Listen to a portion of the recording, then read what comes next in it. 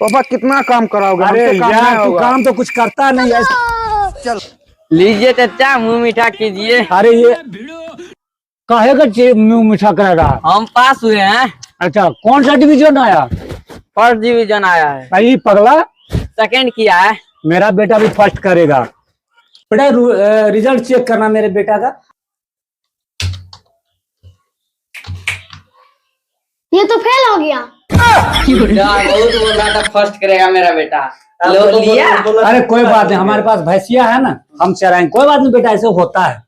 पापा इस बार तो फेल हो गया। अरे कोई बात नहीं बेटा, फेल हो गया, अपने पास भैंस है। चलो। पापा क्या करने वाले हैं? अरे कुछ नहीं बेटा, आपको क्या करेंगे, कुछ नहीं करने वाले। सर मोटा हो गया। चलो चलो।